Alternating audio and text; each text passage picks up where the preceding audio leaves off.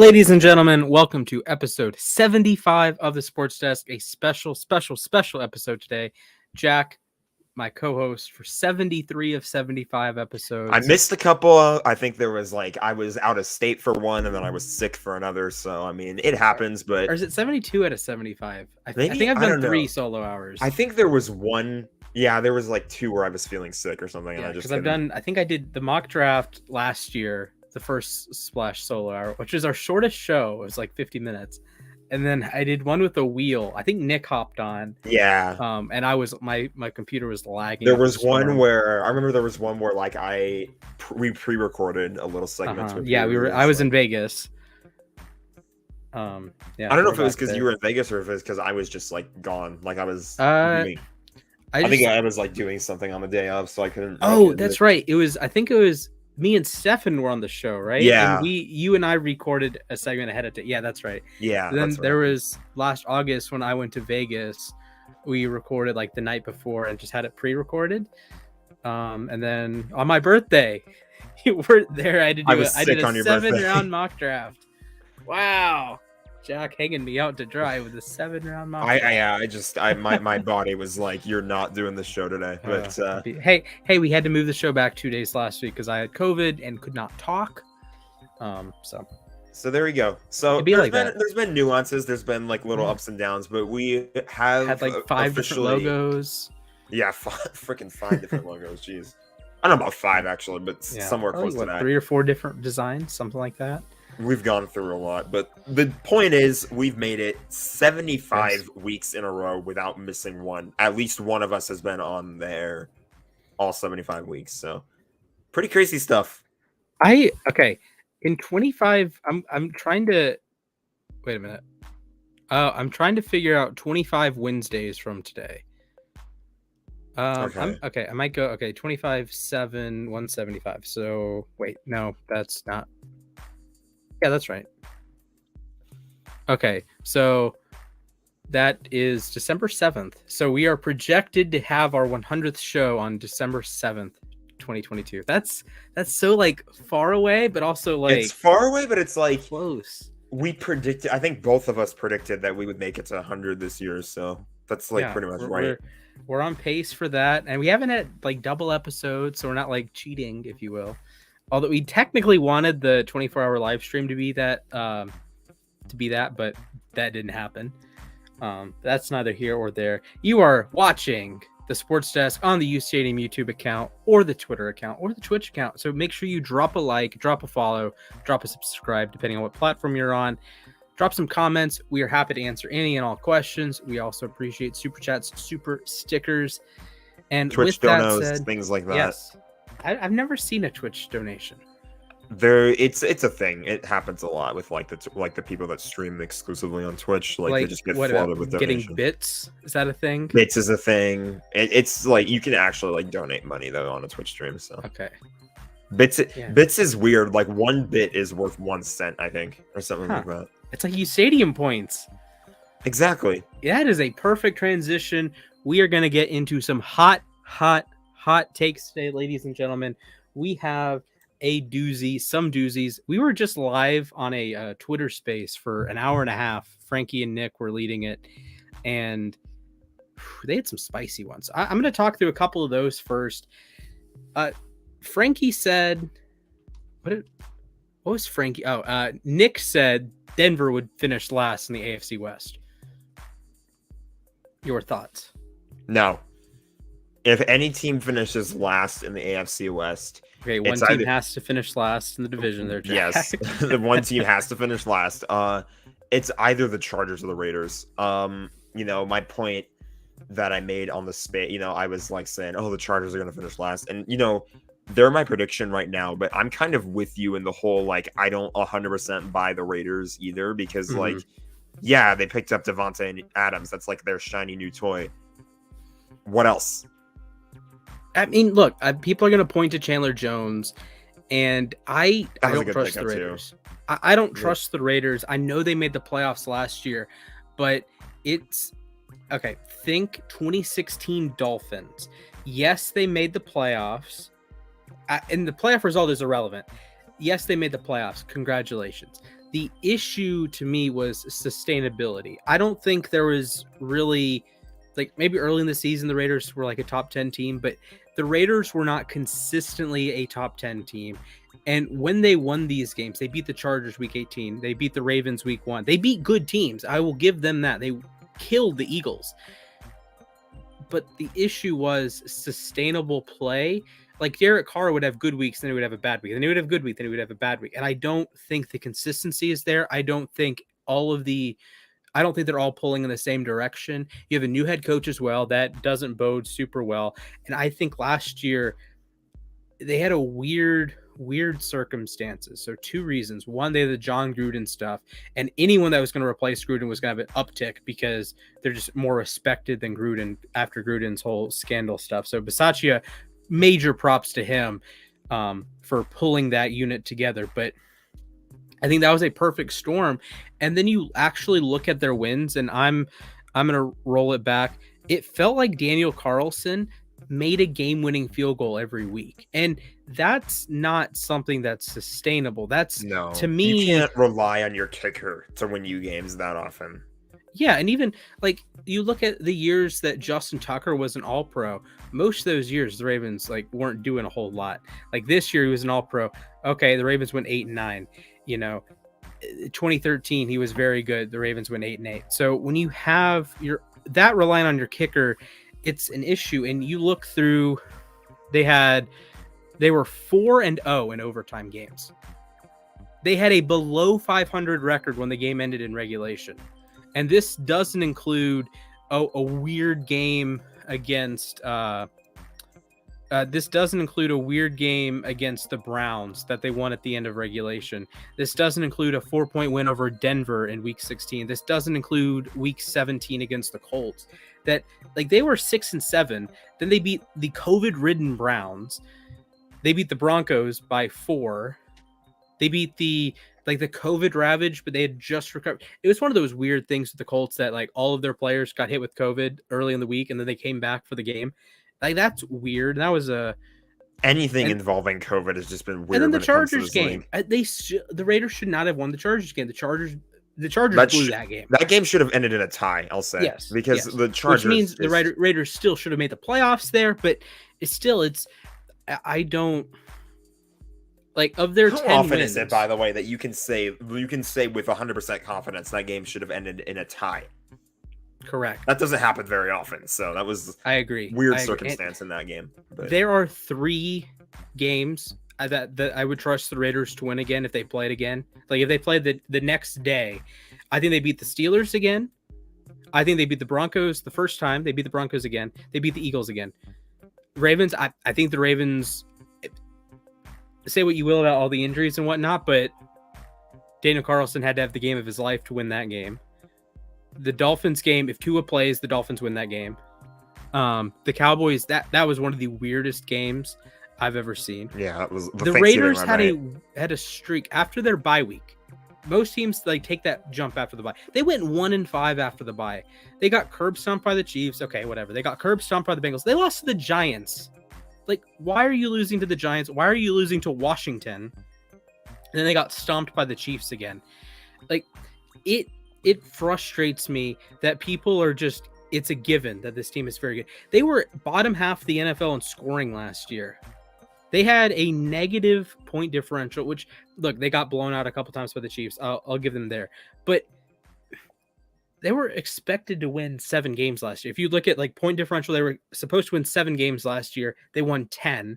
They had all these game-winning kicks. They had all these game-winning drives. And as I have been a proponent that game-winning drives aren't necessarily the best thing for your quarterback. I'd rather have a quarterback that plays well the first 3 quarters than one that has to bail everyone out in the 4th quarter. And Derek Carr is the prototypical 4th quarter quarterback. And that is very valuable. I get that. It's the Brady comeback. Yeah, that's valuable. I get it. Whatever.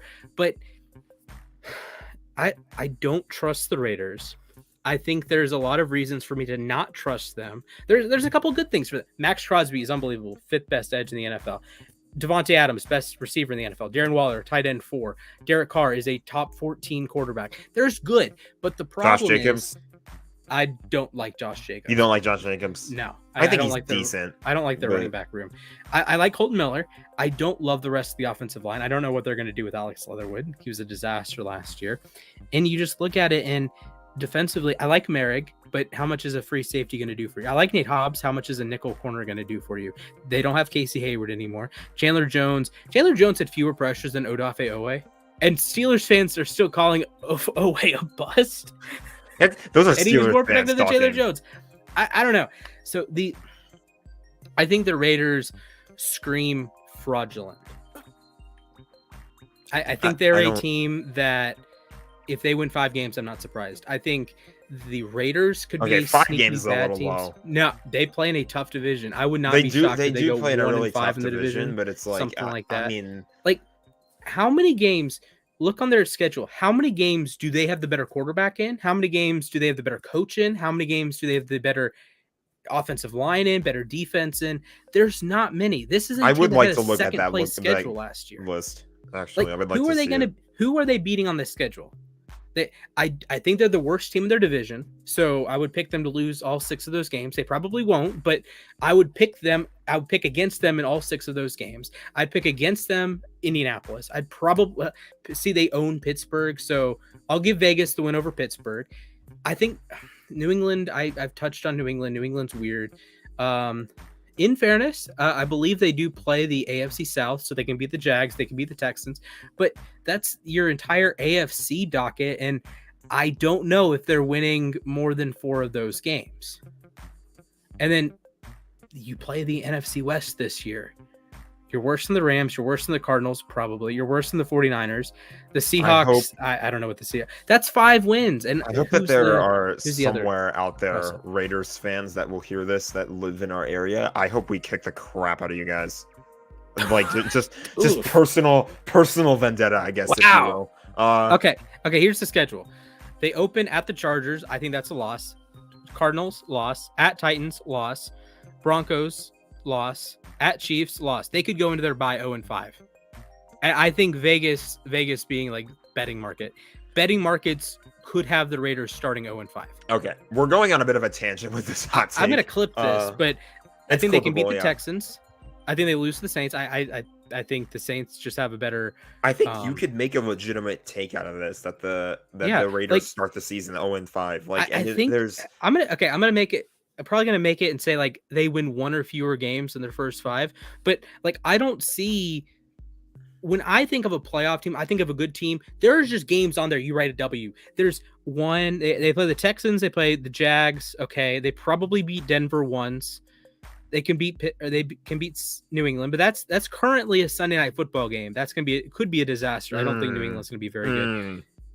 Pittsburgh is a Christmas Eve game in Pittsburgh. That's tough. Like I don't see 10 wins out of this Raiders. I don't think they make. I am pretty sure they won't make the playoffs. They might win 6 or 7 games. They could win as low as 5. I don't know. You get the Chargers revenge game, the Cardinals early in the season, the Titans early in the season, Denver with Russell Wilson, and they always get killed by the Chiefs. I guess they did beat the Chiefs once like 2 years ago, but it's the Chiefs. The Chiefs murder the Raiders. So I don't know. It is eternally frustrating. Okay, so you're a lot lower on the Raiders than I am, but I think we both agree think it's a very good team. I think they're gonna. When I finalize my power rankings in a couple weeks, and we can do a segment on that. When I finalize my power rankings, they're gonna be a bottom half team. I feel confident in saying they will be a bottom half team. I know they added Adams. Yes. I know they added Chandler Jones. I really like Merrick. I actually loved their draft this year. They just didn't have a first or a second round pick. I don't think the Raiders are very good. And look, my point you want to is say that I'm biased because they beat the Ravens week 1, and I said all off season the Ravens were going to whack the Raiders. Look, I admit I was wrong there, but the fact of the matter is that game, even if you take that game out and just give that to the Raiders, Cowboys win was fluky. Chargers win was fluky. Denver win was fluky. Splash is going Mickey Mouse season for the Raiders. Dude, how many times were the Raiders playing a team that just got mollywopped with COVID? Browns, the Colts, the Ravens had all the injuries right before that game. It's not a Cam Akers situation that you have 2 months to like find a contingency plan. J.K. Dobbins and Gus Edwards tore their ACLs like 10 days before the season started. Marcus Peters tore his ACL days before the season started. There's no contingency plan there. So I think the Raiders will stink. Period. All right. There we go. That's your Raiders rant. I think it's safe to say that I'm also not terribly high on the Raiders either. Maybe for different reasons, but like I love how that started with Denver, and I just went. It started with I was just like, my thought process with them is like I said earlier, they have Devontae, they have Chandler Jones, nobody else. Not really too many other big names. And not even a nobody else thing. Like I like Crosby, I like Merrick, I like Hobbs. Yeah, so like not nobody else, but you know what I mean. It's like pieces I like, but I don't think Chandler Jones entering what is age 32 season, age 33 season. I don't think he's like some god, right? He's Oweh had more pressures than him. Why is Oweh missed 2 games? Is what that one I don't understand. But we're gonna throw it over to Mr. Nick. He is coming back. Last week, a couple weeks ago, we ranked the seasons of The Office. Last week, he hopped on and we spewed baseball propaganda and annoyed Jack for like an hour and a half. And he is back today. What are we gonna do this week? But I won't be involved. I can see him giggling backstage. Yeah. Hey, 2 weeks in a row. I'm only 73 away from you guys. You know. Yeah, absolutely. Yeah, you're gonna have your own show. It's called the Nick Roasts PFF Show.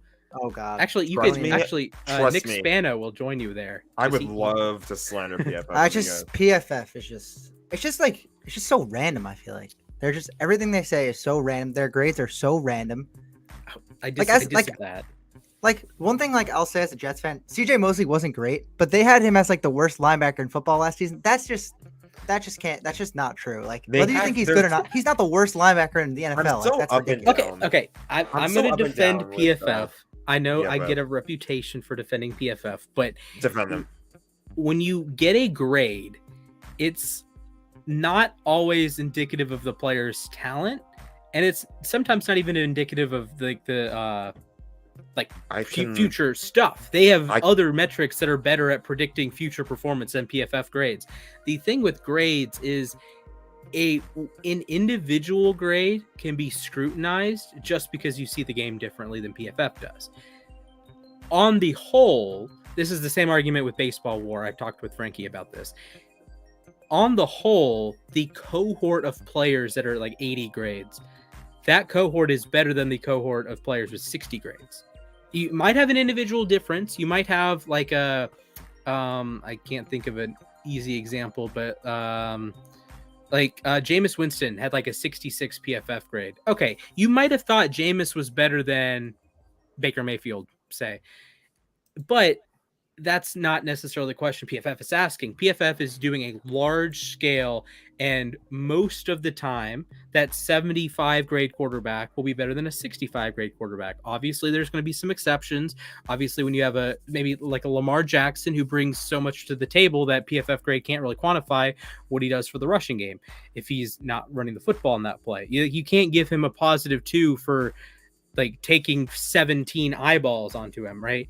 But it impacts the play. So there's players that, and PFF, even in their podcast, they use what's called a force multiplier. So Derwin James, Darius Leonard, Aaron Donald, guys that play not valuable positions, but they're so good at what they do that they become valuable. Like Aaron Donald was the most valuable defensive player in the NFL last year, according to PFF WAR. And it was by 0.3 WAR. So Donald was 1.15 wins above replacement.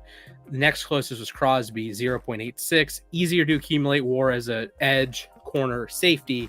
Really hard to accumulate WAR as an interior defensive lineman. Aaron Donald did that. So I understand that Mosley wasn't the worst linebacker in the NFL. The problem is the sample size he had was so large that if he's not playing well, it's dragging down the grade, right? But if you have, I don't know, a guy that plays 20 snaps, they're getting sorted out of it. So there were worse linebackers than CJ Mosley. They're just not playing enough snaps to be influential. It's like Cody Bellinger last year was awful and he kept playing. So he accumulated like -1.5 wins above replacement. He wasn't the worst player in baseball. He just showed that he was not good so much that he hurt the Dodgers.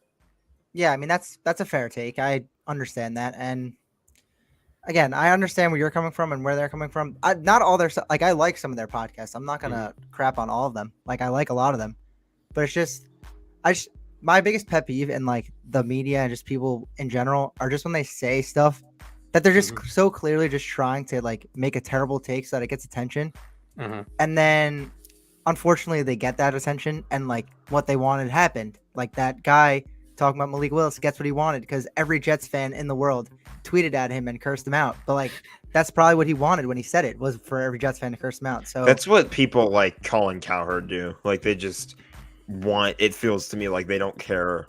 It's like any press is good press kind of thing. Like yeah, exactly. Have you ever seen Colin Cowherd's top 5 NBA players under 25?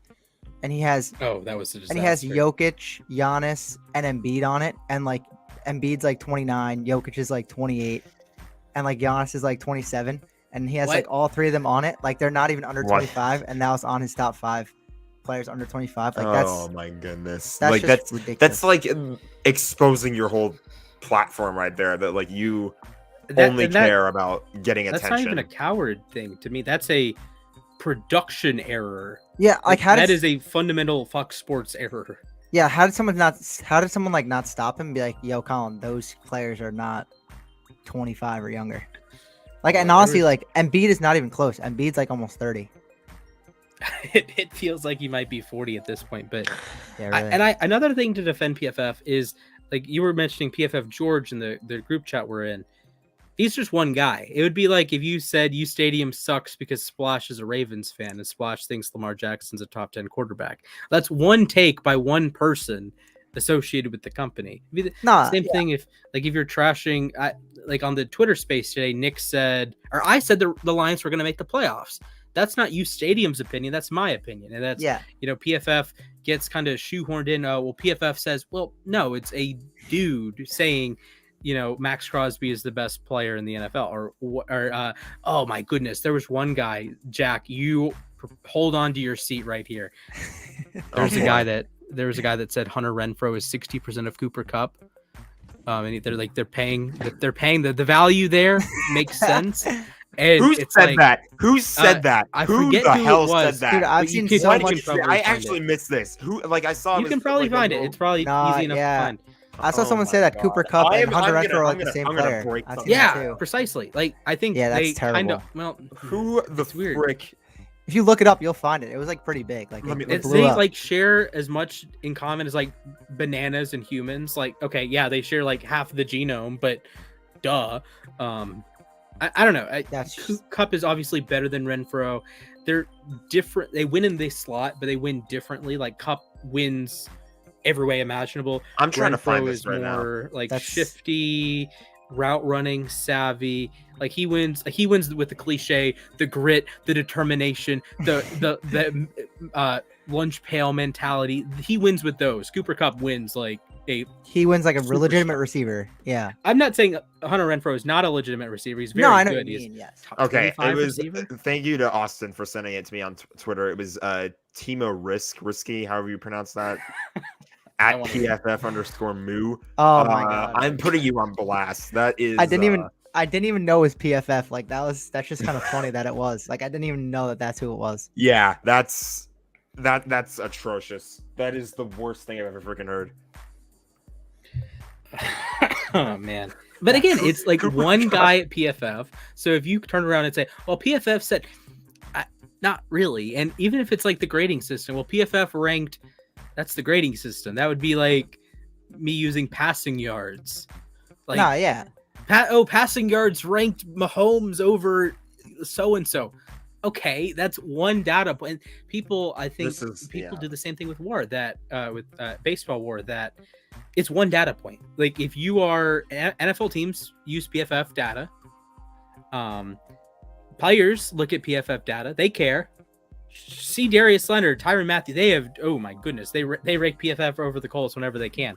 But it's one data point. It's one set of eyes that watches every play. Every single play, every single player. That was the tagline for them for a long time. And that's one data point. There's other data points. There's like the Trayvon Diggs stuff. Oh, he only had a 60-something PFF coverage grade. Okay. He had 11 interceptions too. but he also allowed 1,000 yards in coverage. But he also forced like 10 PBUs. But here, and then like there's just the back and forth. Jack, oh my goodness, I'm prepared. Oh God. I don't know. This is outdated. This is really outdated. But it's something that I thought was necessary to bring up. The thing is, like I like them generally. It's just that they have like some things that just destroy like that should make me a little so mad. Snarky. That too, like they take like their grades like they're like the Bible and like they're like, well, this says this, but like there's room for like debate. Like it's not just like the end all be all. Yeah, and I think that's sure. something that the podcasts do really well. And heck, even the articles on the site, they do like there's legitimate analysis there. They're not like, oh, well, Aaron Donald's the highest graded player, he's the best player. Well, no, it's more nuanced than that. He generates the most pressure. He does it as an interior player, not an edge player. He's great against the run. There's lots of boxes they check off. The grade is just one aspect of that.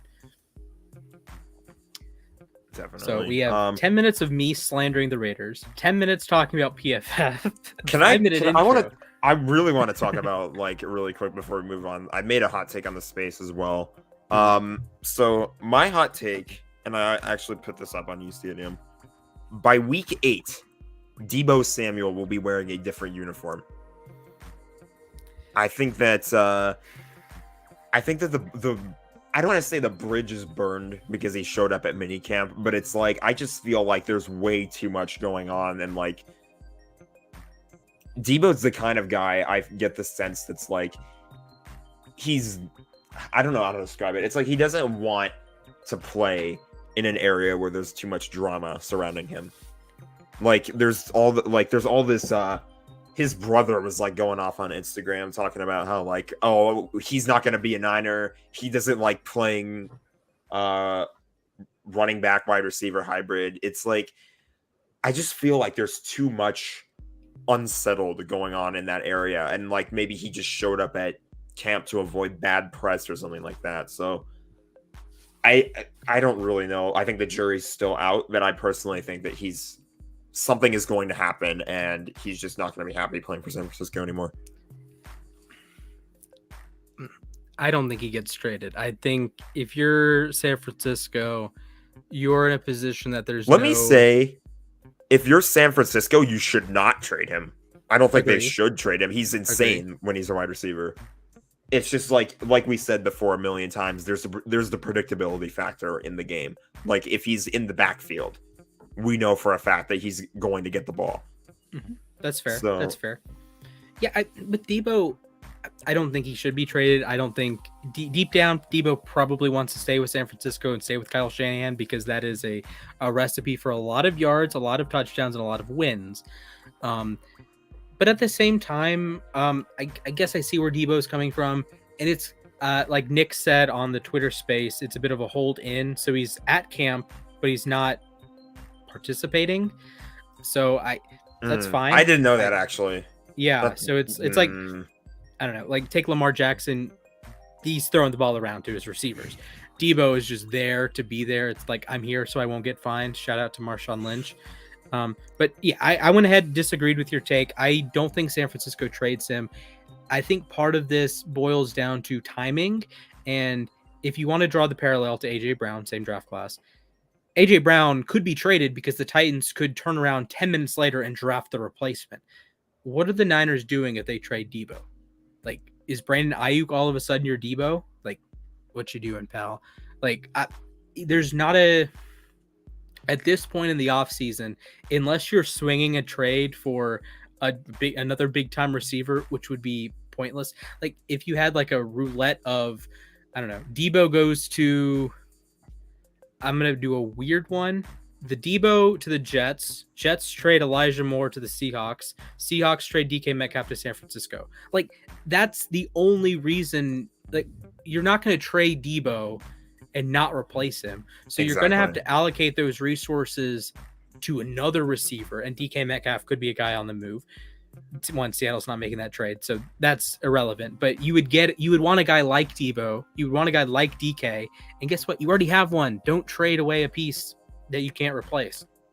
I think a big part of it too is going to be if the 49ers are in contention. Like if he's playing and they have a good record, they probably won't get rid of him. Yeah, if he's playing and they're like doing really well, he's not going anywhere. Yeah, but if they get off to a slow start, maybe they just say it's not worth it anymore and they just get rid of him. But I feel like they will have a good record and they will be in contention.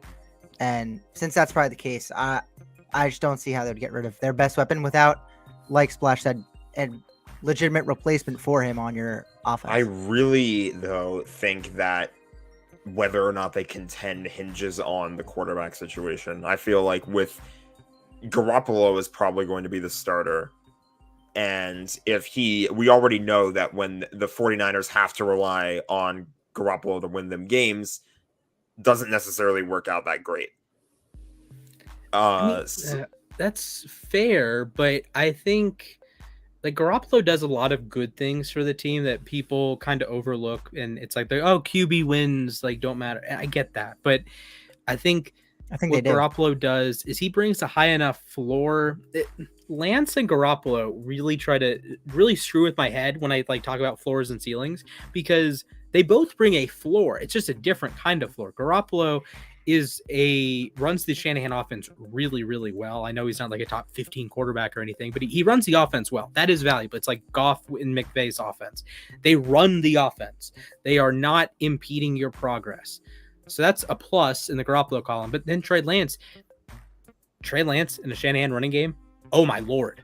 Like that is Lamar Jackson 2018 scary. That is Vic. That is Hurts last year. That is maybe not Allen, different kind of runner. That is scary to think about, like as talented as a player as Trey Lance is. So I think either way, you're going to have a solid quarterback play. Yeah, I think so, if Trey Lance gets hot. If he starts out the year hot, then the Niners are definitely going to be a team to watch. Yeah. And you say Debo will not be on the team for most of that. And they had a bit of a cold start last year. And I think if you're San Francisco, there's no point in blowing it up, because you can make the playoffs. Even if you're not like an elite team, you can make the playoffs in the NFC. Like we are having serious conversations about the Lions making the playoffs. The NFC is not very good. So if you're San Francisco, even if you have a cold start, even if you start 1-4 or something, let me look at their schedule. But if you have like this weird start, they don't play Vegas until week 17. So they play Chicago, Seattle, Denver, LA, Rams, Panther. Okay.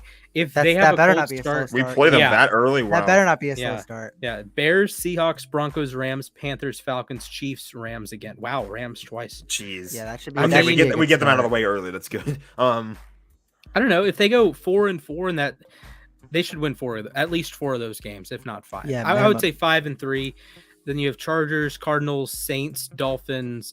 They probably split those games. Bucks, Seahawks, Commanders, Raiders, Cardinals. I think they win most of those. So I think they could be a 10-11 win team. And even if you start, 5-3, 4-4, you still play you play the Commanders, you play the Seahawks, you play the Raiders, you play the Cardinals twice. Like there's still wins available on this schedule. So I think I think San Francisco's going to be very good this season. Are they going to win the Super Bowl? Probably not. I don't think so. But that's the same answer I give every team. On the space, and he said that they're Super Bowl champions. I was like immediately when I sent the message saying, "How do I speak in a chat?" So I can just be like, "Hold on a minute, there, buddy." So. Actually, you talked about the Raiders before being your candidate to be bad. I think that the Cardinals are going to be quite awful. Seahawks are going to be worse.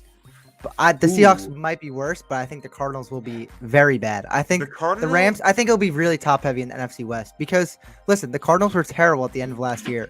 Once Hopkins got hurt, they were not good, and they lost Christian Kirk. Whether you think the contract's ridiculous, but Christian Kirk is still good at football. He could be a really good if he receiver. was still on the team. He could think be without him and Hopkins. He had over 1,000 yards catch rate. Yeah, he had a good. I don't think he had 1,000. He had some good underlying metrics. I'll give him that. He was close, and then Marquise Brown had 1,000 yards. Brown is a good. Yeah, on like 100 and on like 1,000,000 targets, because he was literally the only receiver for the Ravens. But I don't know, and I also think Kyler's like your head off for that one. He hates. another opinion. Do you like or hate Hollywood Brown? You probably don't like him, I right? love Hollywood. I Really? think as a even person, even after what he said on his way out about the Ravens, or no, I understand where he's coming from. That it's just not the right offense for him. I said that when he got drafted. I love the player. I love the guy, the dude. I want his jersey. And if he was still on the Ravens, I'd probably have a Hollywood 5. But with Hollywood instead of Brown. That'd be cool. Yeah, actually, that would be pretty dope. But it wasn't a great fit. That's kind of like, I'm gonna make a weird comparison. It's like the girl you like, but it doesn't work out as a relationship. You can still be friends. Like I think I see that. That's how I feel with Hollywood, because he had some really great moments. He was unreal in the Titans playoff game, the first one. Actually, both of them. He was unreal in the Bills playoff game. And if the wind's not 70 freaking miles per hour, he has a 50-yard touchdown and drops his nuts on Buffalo. So I don't know. I don't have any ill will towards Hollywood. I get it. It's a business. I think I think it's a win for him. I think it's a win for Kyler. I think it's a win for Lamar. I'll get back to that. I think it's a win for the Ravens. I think it's a win for the Cardinals. I think it's a win for Eric DeCosta. I think it's a win for Steve Keim. Everyone's a winner here, besides DeAndre Hopkins. But everyone's a winner here, and I think it's one of those trades that I hadn't thought about it. I hadn't thought about trading Marquise Brown. I know he was like kind of itching for it, but it's like, okay, he's going to be the wide receiver 1. He's going to get 140 targets. Okay, you're going to win more this year. And then, this makes sense. This is a win-win trade. Those kinds of trades are rare, but I do think that's a big dub. I've recently experienced a win-win trade. What was that? The Stafford Goff trade. I mean, was that really a win for the Lions, though? Yeah, the Lions. I mean, it's a rebuild move. They're gonna be better. Yeah, I mean, it's not terrible. So. Oh, Splash, I have a proposal for you, by the way. Yes. How about instead of the Ravens keep trying to draft a wide receiver who doesn't get the ball, what if they drafted a tight end in the first and second round and went like Aaron Hernandez, Rob Gronkowski with Brady, and just let Lamar throw to the tight ends up the seam all day long? Because obviously he's better at doing it. Alongside Mark Andrews for that. Yeah, you guys do realize they drafted 2 tight ends, right? Well, like how early though? Look, okay. Like I want them to pick like a legitimate stud tight end and have 2 like McBride. Like yes, like like one of the top tight ends in the draft, like something like that. Okay, and just go ham on a tight end. Okay, I like where you're going with it. I'm gonna make a side point about the Patriots. I really wish they had experimented more with Aaron Hernandez in the backfield. That was just unreal. When they tried it once against Denver in the playoffs, they murdered the Denver front. When Aaron Hernandez had the ball in his hands, stop. That was one of the craziest sequences I've ever seen. Anyways, Baltimore is, to me, doing this. And I talked about it on the space that the Baltimore receiving core is probably receiver core 31 or receiver core 32, because I forgot the Falcons drafted Drake London at 8. Totally forgot that happened. So yes, I get that, but there are so many good wide receivers and good tight ends in the NFL that having the worst receiver core in the NFL is like being the worst ace starter in baseball. Like, okay, you're still like one of the better pitchers in baseball. So I think this is a bit of the situation the Ravens find themselves in. They're looking at the rest of the league. They are seeing Kenny Golladay on the hook for $20 million with the Giants cap this year. They are seeing $30 million a year for Tyreek Hill, Devontae Adams, DeAndre Hopkins. And they're like, we're going to have a good enough receiver core, because the idea is to win a Super Bowl. It's not to have the best receiver core. It's to win a Super Bowl. And Baltimore is saving money in the receiver core, which is hilariously expensive. It's the second highest paid position behind quarterback outside of Aaron Donald. Aaron Donald's worth every penny of that, by the way. Yeah. It's 100%. The second most valuable position from a money perspective. And the Ravens are thinking, well, instead of having one superstar receiver and taking cuts everywhere else, we're going to have a bunch of guys that can do 1 or 2 good things for us and improve at other positions. Have 2 all-pro corners, have a perennial Pro Bowl defensive interior in Calais Campbell, have an all-pro tight end, have an all-pro tackle, pay for another tackle that's pretty good, pay for a guard that's pretty good, draft a center in the first round, and you're filling in all these puzzle pieces. And sure, like the receiver piece of the puzzle isn't great. I get that, and it's worse than the rest of the league, but I don't think it's bad. It's like I don't know, like Ian Anderson pitching in the Braves rotation. He's probably the 5th best starter right now on the team. Morton's been horrendous. Morton's probably the 5th best starter on the team. He'd be the number 3 starter on most teams. You know, if you're if some luck balances out, like he's not atrocious, but it's just, he's on the Braves. He's the bottom of the pecking order now, or Strider could be the bottom of the, like there's talent there. And he's pitching tonight, by the way. Go Braves. Like I like Bateman a lot, and it was even before the Ravens drafted him. It's like he is a Michael Thomas clone, and he's not gonna break 6-yard touchdowns like Tyreek Hill. He's not gonna be the smoothest route runner like a Devontae Adams, or he's not gonna be Jamar Chase. I'm not asking him to be Jamar Chase. I'm asking him to be the 30th best receiver in the NFL. You can win with that. And I think people are distorted in the last few years of, you have to have an elite receiver to win the title. Okay.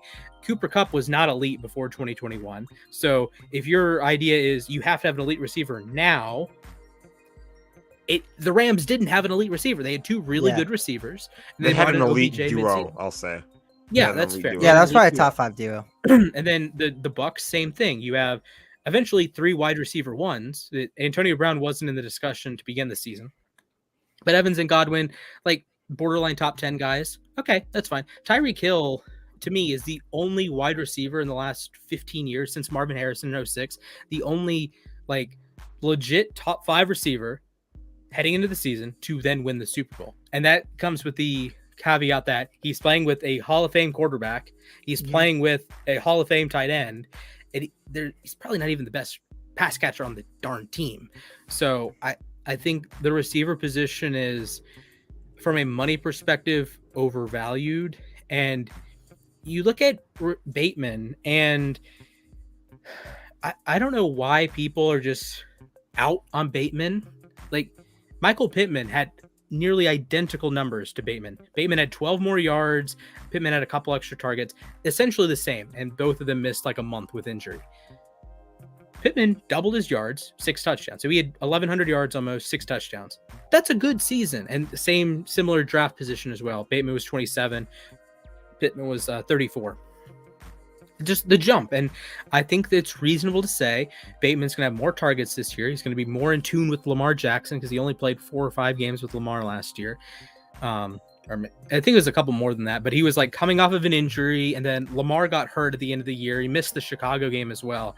And I think signs are pointing up for Bateman. And if Bateman is the 30th best receiver in the NFL, 35th best receiver in the NFL, that's enough to do something with. That is, teams having an X receiver is valuable because that makes it easier for Mark Andrews. That makes it easier for Tylan Wallace, who I think will start on the outside opposite of Bateman in 11 personnel. And I think in the slot, either Devin Duvernay, James Prochet, depending on the situation. And that is in an article I wrote, I called it like a platoon system. So like if you're the Tampa Bay Rays, you don't necessarily have the best left fielder or the best center fielder, but you have pieces on your bench that you can put out a good lineup against left-handed pitching. You can put out a good lineup against right-handed pitching. And the Ravens, I think, can do the same thing of, hey, it's 2nd and 4. Let's do a little gadgety play. Okay, Devin Duvernay, all-pro kick returner. All right, gotcha. All-pro punt returner, sorry. Gotcha. Or, hey, it's 3rd and 8. We need this 3rd down. All right, we got James Prochet, won 3 out of 4 contested catches last year. Dog mentality, all the check boxes there. And I think Baltimore, the receiving core is relatively poor compared to the rest of the league, but it's not for lack of talent. It's just because there's so many good receivers in the NFL. Yeah. So I have a quick argument, and then I have a quick thing that'll actually help you. Is so 4 of the top 5 receivers in receiving yards last season were in the AFC or NFC Championship game. It was Kupp was one who was in the NFC Championship game. Then it was Devontae Adams, who actually they didn't make it. Sorry. Then it was Jamar Chase and Deebo Samuel. So 3 of 5 were in the championship game. But then the good news for you is 6 was Mark Andrews. So hey, Yeah. You do have a receiver who was up there in yards. I think Mark Andrews, by the way, he's on my fantasy team. Thank you for that. But he's one of the most underrated players in football. Like, he just goes out every week with a quarterback who is, again, he's a good quarterback, but in terms of throwing the ball is not one of the best in the league. And he still puts up monster numbers week after week for the Ravens. And I think that's something that just goes unscathed because, and also he put up monster numbers with Tyler Huntley also. When Lamar was hurt, he still produced. Heck, he had a great game with down. Josh Johnson. Yeah, his numbers might have went up, honestly, when Lamar got hurt. Like, that might not even be a joke. And he just produces no matter who the quarterback is, because he's either a safety blanket, which he obviously was for all those players, but he also makes plays down the field, makes contested catches, is big on third downs, and is big in the red zone. So I think that's someone, when the best tight end in football gets talked about, he doesn't get talked about enough. I know his blocking might not be up to the standard that Kittle He's a good blocker. is at. He is it's not bad, and as a blocker. And his receiving is right there with all three of them. Yeah, I agree with that. I do not agree with the Lamar Jackson sentiment, because with Hollywood it works because Lamar is not great outside the numbers down the field, but he is one of the best quarterbacks over the middle of the field, intermediate, like 15 yards down the field. He is on it. Play action, little rollout, and game over. That's big reason why he won the MVP was his ability over the middle of the field. Maybe it's because of Mark. Come on, give him some credit. Andrews had a really good year in 2019. I think Andrews is kind of properly rated now as tight end 3, and he's in that tier. Like, I don't think Darren Waller was ever in that tier of is he competitive with Kelsey and Kittle. I think Andrews you can have the conversation. I would take Kelsey and Kittle, that's fine, but Andrews is at least in the conversation. If you made up that a poll, he's not getting skunked. I'll tell you also, like, if he has another season like he had this year, then he's in the conversation, because the reason you'd probably take Kittle and Kelsey, and I agree, is because they've done it for year after year after year. If he does it again this year, then he's legitimately there, because if you can back it up, then yeah, I think that's absolutely. And I'll say money talks. The Ravens will have to pay him big time if he does that again too. Hey, he's already one of the top paid tight ends. See, this is what I said. You save receiver costs. Receivers are ridiculously expensive, like I've said. Cooper Kupp, I would know. Yeah, but then you pay Mark Andrews. You pay your all-pro left tackle, even though that hasn't worked out in the last 2 years. You pay your corners. You're about to pay Lamar. So I think there is a market inefficiency the Ravens are looking at, and the Ravens are trying to take advantage of, and I think it can work. And before you say, well, the receiving core isn't good enough to win a Super Bowl. Okay, 31 out of 32 teams won't win the Super Bowl. Last year, you could have said the same darn thing about any team. Jack, the Rams don't have a linebacker core good enough to win the Super Bowl. Guess what? It doesn't matter. Someone will win the Super Bowl. The Rams happened to win it last year. It didn't matter that their linebacker core stunk. You know what their linebacker core was last year? Von Miller.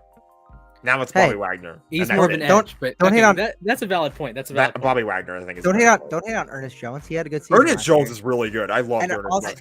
Shout out South Carolina, but Ernest Jones had a really good year last year. He did. He actually really did. Like I shouldn't underrated. Him. He did. He came in as a rookie. Granted, it was against the Texans, but like his first game, I mispronounced Texans really badly, but it was like his first game as like a starter after the Kenny Young trade. And he gets a pick. Ravens legend. And then he had a pick against the Cardinals. I think Splash, we watched that game. That was our first game that we watched on football. Yeah. So. I remember that. Good times. Yeah, that was he had a really good year. He had a pass breakup on 4th down in the Super Bowl. Ernest Jones is mad respect there. Mad respect. All right, so I think we're done with hot takes, by the way. We've been coming. Yeah, we've had it up 49 I've left it up for a while. You guys are watching the Sports Desk on the uSTADIUM Network. Make sure you like the video, subscribe to the channel, follow the channel, whatever platform you're on. You know, we want to be in your face. Like we want our pretty faces to be on your screen. Comment. We address any comments, and let's talk some hockey. Speaking of comments. Let's go Tampa Bay Woo from Trippy Lit. How's it going, pal? A certain trophy, S+ tier trophy, is on the line starting tonight. Tonight, in less than an hour, actually, is going to be Game 1 of the 2022 Stanley Cup Final between the Eastern Conference champion Tampa Bay Lightning and the Western Conference champion Colorado Avalanche. The Lightning are looking to do what no team has done since the Lakers in 01-02, or no, 2000, 01 and 02, which is three-peats. Not even my beloved Red Wings were able to three-peat. Are the Oilers the last hockey three-peat, or was it the Isles that won 4 in a row? I don't even know. I think the Islanders are the last one when they won 4. I think. Yeah. Okay, so the Oilers had 84-85, a year off, 87-88, and then a year off, then 90. So they won 5 and 7. So that's like a dynasty, but it's not. Let me just make this clear right now. If the Lightning pull off this three-peat, we're looking at dynasty territory. Oh, absolutely. Really absolutely. And they still could, and they're not done. Like they could, but again, I wouldn't count them out. I wouldn't count them out for a while. You got guys like Braden Point, Steven Stamkos, I think, is getting a little bit older, but I don't think it's really impacting him that much yet. Kucherov is still MVP level for him. Vasilevsky and Gwinnett. Braden Point might be their best player. Vasilevsky.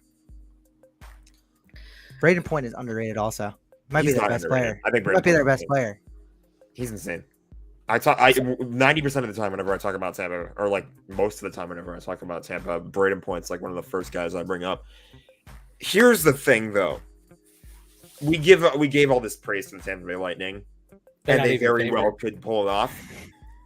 But I think the Colorado Avalanche are too good right now. I think that we touched on this a little bit in the last show. I think that there was a little. I don't know what Splash is doing. I hope he hears hockey and he got up.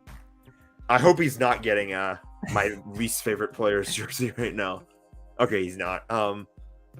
So Colorado has had 2 sweeps in this postseason. They swept the Predators in round 1, and their last series, the Western Conference Final, they swept the Oilers. And that sweep came with a backup goalie. They didn't have Kemper in net the whole time. They had Pavel Francouz, or however you pronounce his last name, starting for them for I don't even know how many games, 3 of the 4 games.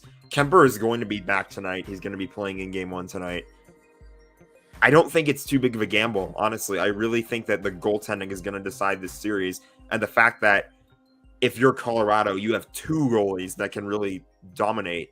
Granted, obviously, only one goalie can play at a time. I don't really think that, What? You don't want to do a 2 goalie strategy?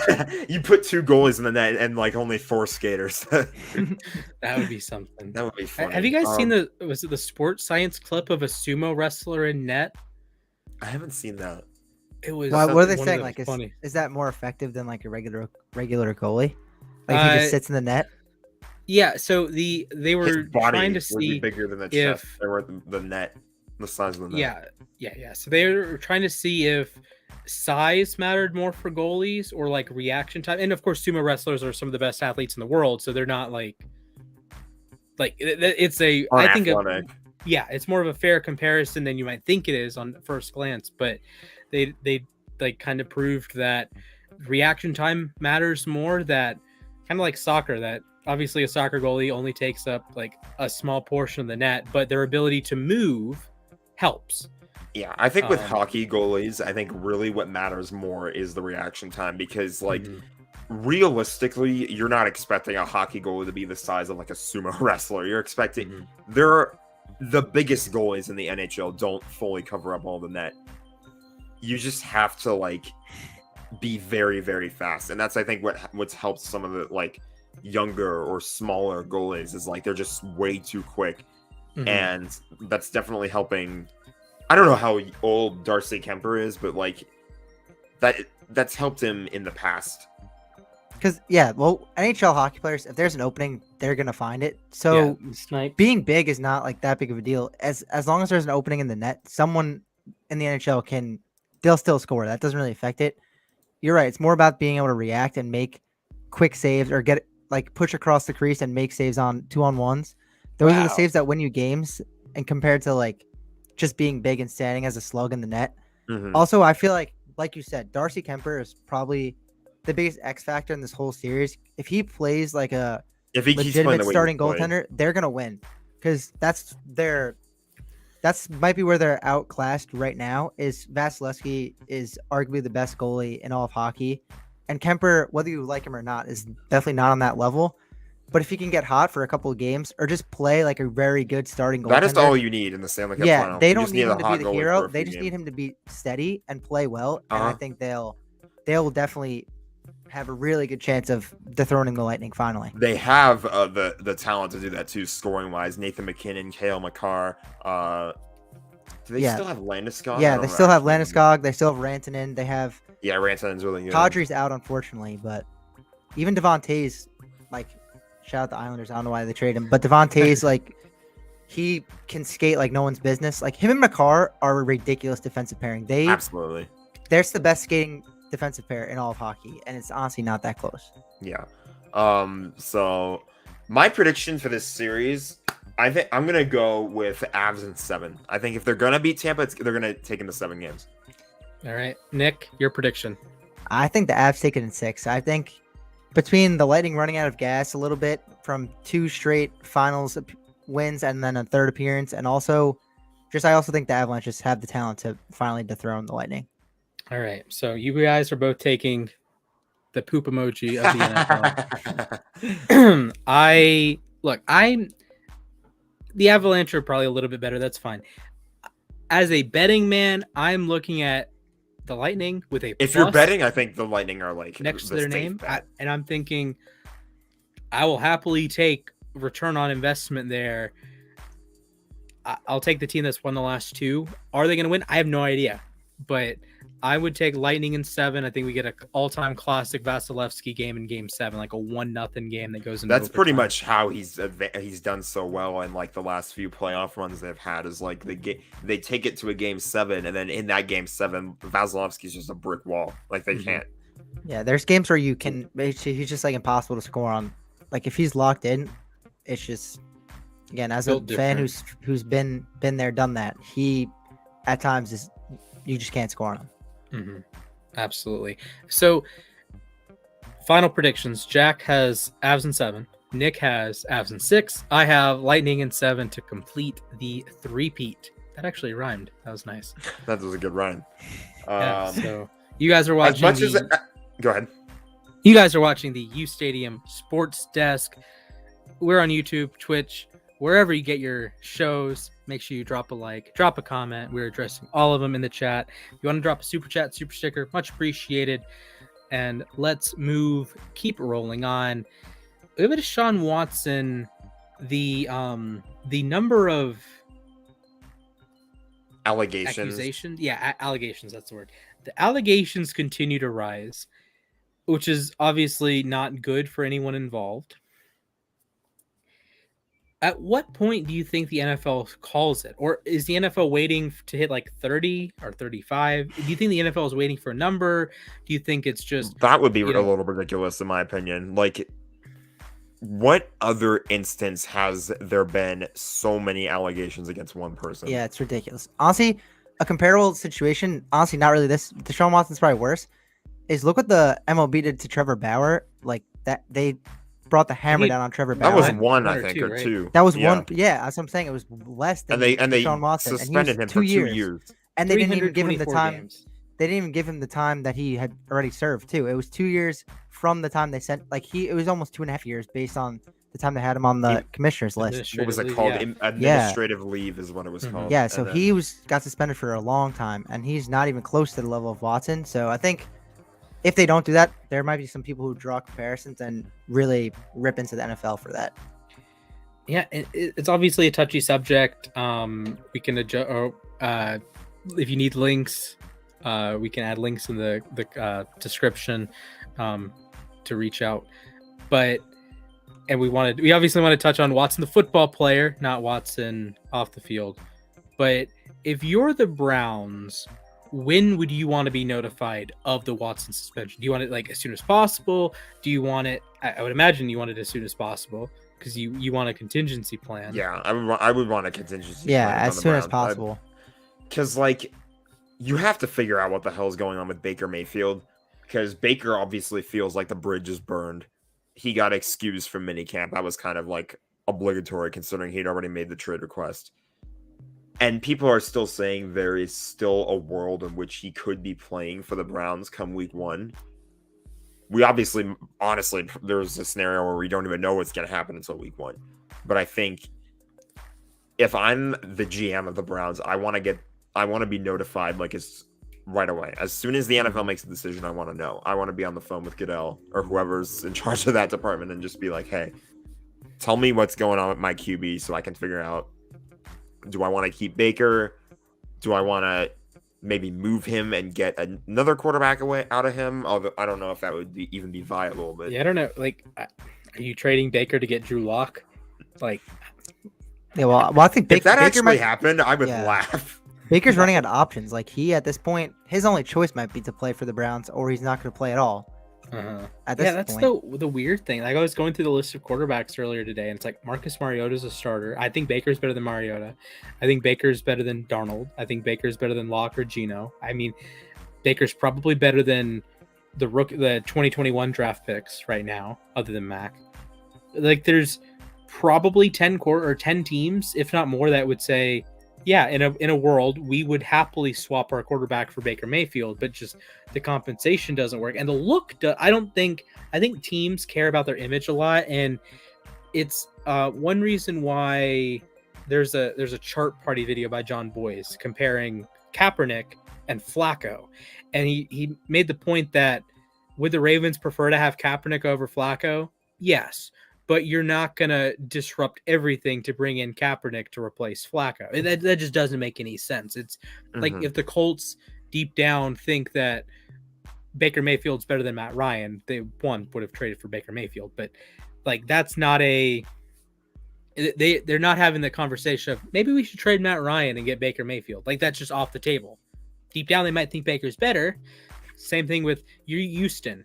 Hey, maybe Baker's better than Davis Mills. You're not making that trade. Jacksonville, same thing. Jets, same thing. Dolphins, even with Tua, same thing. There's probably 15 teams in the league that Baker might be better than our guy, but you're not going to make that choice. It's just totally irrational. Yeah, you have to take in more than just football, and you have to take in the locker room, like you said, the media, what goes on around the team. It just becomes like somewhat of a media circus when you trade for him, because again, he'll be getting grilled with questions the second he gets there. You'll split the fan base immediately. No matter how you feel about him, people will be split on him no matter where he goes. He's just that type of like polarizing personality. Yeah, he's always been. Yeah, so you with the whole stabbing the flag in Columbus. Yeah, he's been like that no matter where he's been. So it's just not a football. Again, it's a little bit about football, obviously, but there's more that goes into Baker Mayfield than someone like Mariota, like you mentioned. Like Mariota, he might be a little bit worse, but there's going to be no media circus around Mariota. You know, he's going to come in. People are going to like him. Like, it's just a lot less of a risk, and the locker room will be happy, and the fans will be able to tolerate him, whereas Baker, you're not so sure. Right. I agree. And it's just one of the things that if this moved a little bit faster and we're having this conversation again in March, like, okay, then, the Panthers didn't just draft a quarterback. The Falcons didn't just draft a quarterback. The Titans didn't just draft a quarterback. Like, all these teams were drafting quarterbacks. It's like, okay, they have their guy now, Mariota, Tannehill, Darnold. I still don't understand that, etc. They have him this year. Might have him next year with Tannehill. But then, like, you have your future. And Baker, I don't want to say he's, like, still a project, but he's, only entering year 5. These quarterback people, they can play to year 15, if not longer, at a high level. And I think if you're Baker, you almost miss the boat. And I don't really know if there's another option for him other than being a 5th-year option, 3rd-string quarterback backup. I think the Browns probably would rather play. If there was no media circus, they'd probably rather play Baker over Brissett. I don't know if that's a hot take. I think Brissett's probably going to get the work, if you will. He's obviously there. Baker's excused. Watson's there too, but Watson's probably going to be suspended soon. So, like, is Brissett your 1? And are you trading for a 2? Or are you saying Baker Mayfield, it's like the Watson thing that we just don't want to, with the Texans, that we're just not going to play you. And that's that. We're going to go trade for another quarterback. We're going to get, not Tyrod, but a quarterback like Tyrod, like a Brett Hundley, like a Case Keenum, like a Colt McCoy. That's like, I guess they did have Keenum on the roster last year, but like just like that. Is The Keenum even 43rd playing best anymore? quarterback in the NFL. Case Keenum did play in an NFL game. He bailed out the Raiders last year. Nice. Wait, no, Keenum didn't play in that game, did he? It was a third string quarterback, right? Was it Garrett Gilbert? No, I think he played for Washington last year. That's right. I'm surprised Keenum. I would be surprised if he didn't play during the COVID season, because there were so many players missing games. It's just like it would have been wild if he didn't play at least one. Also say I think the most embarrassing moment of like out of all the quarterback situations is that the Panthers not only traded a second and a fourth for Sam Darnold, but they also immediately picked up his 5th-year option. So like they can't even move on from him this year. They're paying him like $20 million to be their quarterback this year and be either terrible or like their backup or third string. Like that's got to be one of the worst moves. But anyway, I have to run, guys. Thank you for having me on. All right. Maybe I'll Thanks for stopping by. For sure. be able to extend your guys' Yeah, streak. thank you. So we'll see. All right, peace out. Absolutely. Also, Later. quick note: it was Nick Mullins, not Case Austin Keenum, that pointed that out in started the the chat. not or Garrett Gilbert. So thank you for that, Austin. Nick Mullins. Wow. You know, the only like guys with more passing yards in their first 16 starts are like Kurt Warner and Patrick Mahomes, and maybe Andrew Luck. That's so weird. I don't know. Passing yards. Like I was listening to the Bootleg Football podcast, Brett Coleman and EJ. I'm blanking on his last name. It's Brett and EJ.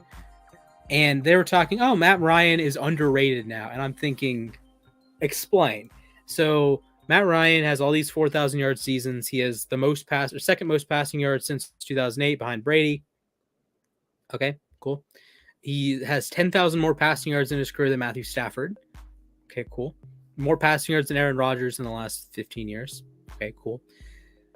And I'm thinking, passing yards is such a crutch there because, or even like the last 3 years, he's third behind Mahomes and Brady. It's like, Matt Ryan's not the third best quarterback in the NFL, but I think they made a solid point of Matt Ryan can still run an offense. Like the Falcons being awful last year wasn't like Matt Ryan's fault. For the most part, like Matt Ryan had some really good games last year. There were of course a couple stinkers, but like they should have beaten Washington. He was pretty good in that game. Mm-hmm. But what are your thoughts on Matt Ryan moving forward? I think Matt Ryan is kind of in last hurrah territory. I don't think this is his last season. I think he's going to play a couple more years with the Colts, but this is kind of like Indianapolis needs to turn into the Rams, essentially. Like they kind of have to go all in with Matt Ryan. If he's going to be their QB1 for the next few years, they should focus on building around him. Obviously, keeping Jonathan Taylor around. I like Michael Pittman. I think Michael Pittman's good. uSTADIUM legend Michael Pittman. Yes, sir. That's part of it. But yeah, no, Michael Pittman's cool. So build around that. You have a lot of pieces for sure, and try to make a run at the Super Bowl. And Matt Ryan, I feel like if you build a good roster around him, he can be the guy. Yeah, I mean, I think he can be. You saw in 2016, 2017 in that Shanahan system. In 16, it was the Shanahan system. In 17, I believe it was Sarkisian. But he was awesome in those 2 seasons. The Falcons made the playoffs both years. And he was also really good in 2018. The last couple of years, not been quite as good. Missed a little bit of time in one of those seasons. I don't know. I don't buy the Colts, but playing against the Falcons sucked back in like 2016. I remember I sat down to watch the Rams play the Falcons. I was like all hyped, and then on the first snap of the game, or the kickoff, I don't even know who our kickoff returner was in 2016. Oh boy, he fumbled, and the Falcons recovered it at like the 2, and then they scored a touchdown the next play. Good I think job, Jeff everybody. Fisher got fired the day after. So yes. Oh, Jeff Fisher. Okay, I'm going to pitch something to you, then we can move on with our topics. How would you feel about having like an hour or whatever dedicated? We talk about a team until we like just can't talk about them anymore. Like I was in our Ravens spaces, I think. Okay. Like I was, and then we could record that. Okay. Yeah. So last night I was in the Ravens group chat and I was talking like the guys like the receiving core isn't good enough to win win a Super Bowl. The X, Y, Z, ABC aren't good enough to win the Super Bowl. And I'm thinking the problem here is that you are the guy was so entrenched in the Ravens aren't going to win the Super Bowl. That's fine. They probably won't. There's a 97% chance they won't. And I had this little thought experiment. There's 285 games in the NFL season, 272 regular season, 13 playoff games. There is one game that you go into it with a 50-50 chance of getting the champion correct. There is one. Every other game, there is you are more likely to be incorrect with your Super Bowl prediction, right? I might say the Bills are going to win the Super Bowl. You might say the Rams are going to win the Super Bowl. There's a 93% chance both of us are wrong.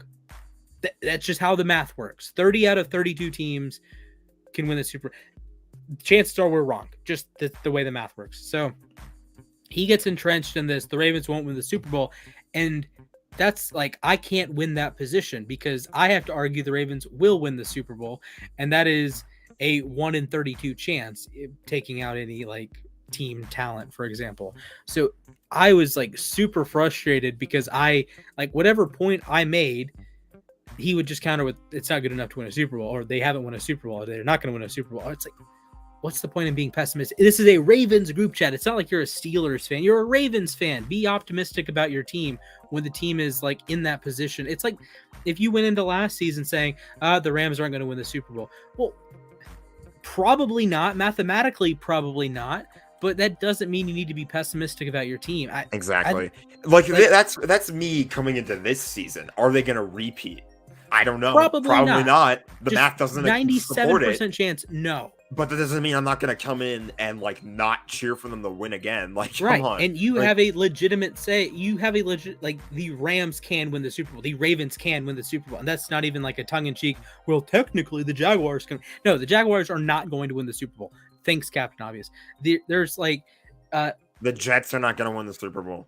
I'd say I'm saying that just to piss off the platform. They're not a good idea. Like I have the wall of NFL teams on my board on my wall, or I have the board of NFL teams on my wall. I'm just gonna go through teams that have like no shot of winning the Super Bowl. Ravens could, Colts I guess could, Jags no, Bengals could, Texans no, Titans could, Dolphins could, Chiefs could, Broncos could, Chargers could, Steelers could, Patriots I guess, Bills could, Browns with Watson, Raiders I don't trust it. Jets, no. Falcons, no. Saints, no. Probably not. Commanders, no. Cowboys, whatever. Vikings, whatever. Niners, yes. Eagles, yes. Seahawks, no. Panthers, no. Giants, no. Lions, no. Rams, yes. Bears, no. Packers, yes. Bucks, yes. Cardinals, whatever. Like, there's, 10, 12, whatever teams that aren't going to win the Super Bowl. And then there's a bunch of, like, Pittsburgh, probably not. Cardinals, probably not. But, like, if you wanted to make the argument, the Steelers can win the Super Bowl. Okay, I will listen to you. I disagree with you, but I will listen to you. And then there's, like left to right, like Baltimore, Cincinnati, Tennessee, Miami, Kansas City, Denver, Chargers, Bills, Browns with Watson, Niners, Rams, Packers, Bucks. I think you can have you can start a conversation with, hey, I think the insert team are going to win the Super Bowl. And I'm not going to immediately call you an idiot.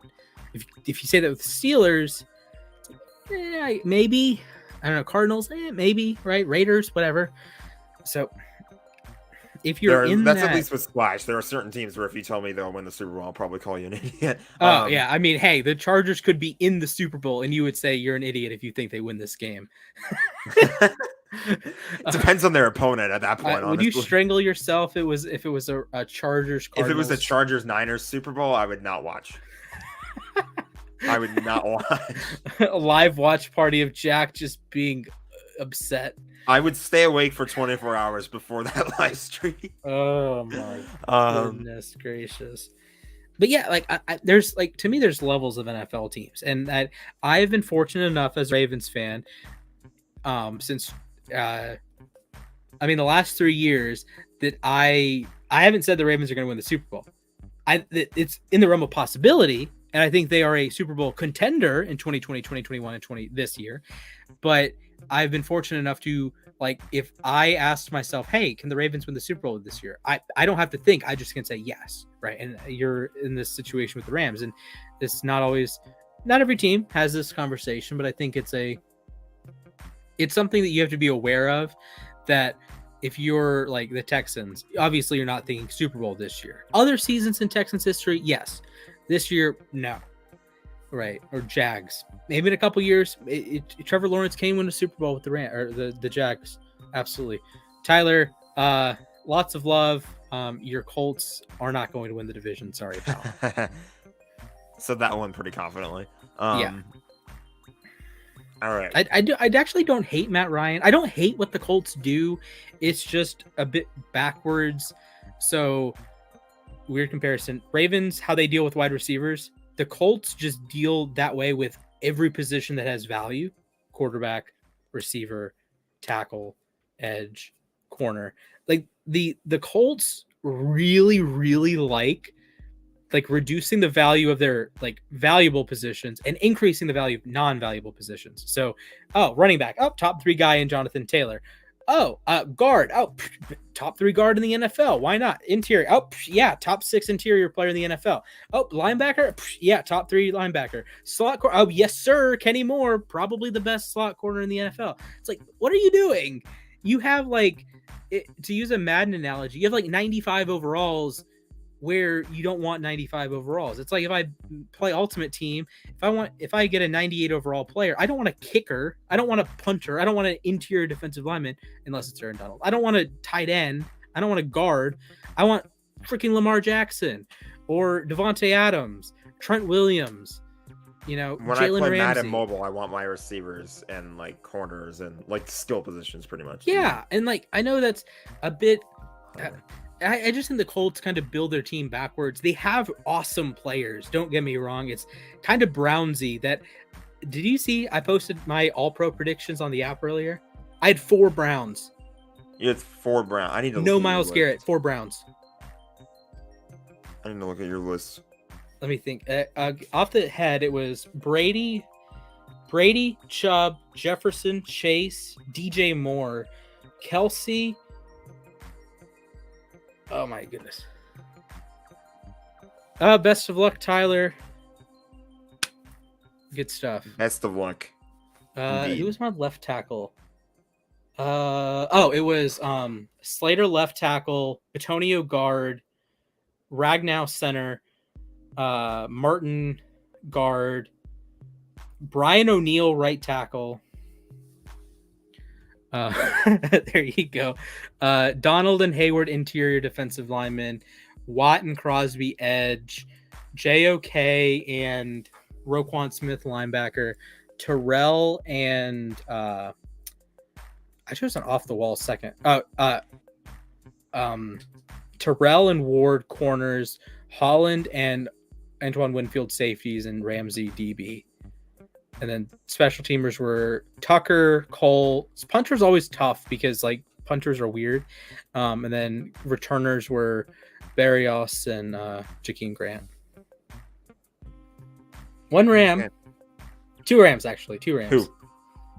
Donald and Ramsey. Okay, that makes sense. I just wanted to be sure. I was like, yeah. Who 1 else Raven. could it have been? 4 Browns. I could not I went back through the list. It's the Browns had 4. Chubb. Chubb is my running back 1. Batonio was just sensational last year, and there's no reason to believe that he won't be sensational again. Quentin Nelson's a tough exclusion. Then I didn't even have Garrett in, so there's an argument that, to me at least, the Browns could have 5 All-Pros next year. Jeremiah Owusu-Koramoah, I think he's going to be in my top 100 players. I'm working on that now. He might be my top 100 players, and people don't talk about him. He is a stud. And then Denzel Ward. So we should move on to the title then. I'm going to segue this into the title. What do you think of Minkah Fitzpatrick, aka the guy who the Steelers just threw money at? And they just threw money at him like Lamar Jackson throwing it to him over the middle. That is self-inflicted pain right there. Look, Minkah did not have a great season last year. I'm not going to pretend he did. And I know Steelers fans, he had the most tackles. Why are you measuring tackles Why are you using? We're gonna go on a tackles? rant about tackles now. No, this isn't even like a Frankie take. This isn't like using tackles with Reggie White or using tackles with a linebacker. Why are you using tackles with a safety? That one is just ass 9, ass 10, ass 11. Safeties are not the ones that like they're not supposed to tackle the like. Yes, they're supposed to intercept the ball or like stop the other guy from getting yards or cover the other guy. Yeah, okay. And no, this is not to say that tackling is not important. It is, and it's good that Minkah is a good tackler, but the accumulation of tackles does not mean you're a great player. Is Minkah a great player? Yes. Is it because he has a lot of tackles? No. It's like, Jack, do you know who had the most tackles in the NFL last season? Probably some bum, I'm guessing. Wow. I actually don't know. Okay. Who did I just call bum? Foye Oluokun, new Jacksonville Jaguar. Third most tackles, I believe. Third most tackles in the history of the NFL. He played for the Jaguars last year, or was he new? No, he was on the Falcons last year. I really liked him on the Falcons. It just kind of, it was weird. He wasn't great in coverage. He's kind of a 10-year-old playing Madden more than Eric Hendricks or Bobby Wagner, right? Or Fred Warner. Mm-hmm. Like he's it's kind of like Patrick Queen, kind of that he's athletic and he can make the plays, but the brain sometimes isn't wired in. So he looks stupid sometimes, which look, all linebackers look stupid. It's the modern NFL. Kyle Shanahan has built a legacy off of terrorizing linebackers. Yes, I agree with that. But I don't know. Oluokun's weird. He got a bag. I think he's going to be worse than Miles Jack. Miles Jack wasn't very good last year, though. Do you know who had more tackles on the Seahawks last year? Jordan Brooks or Bobby Wagner?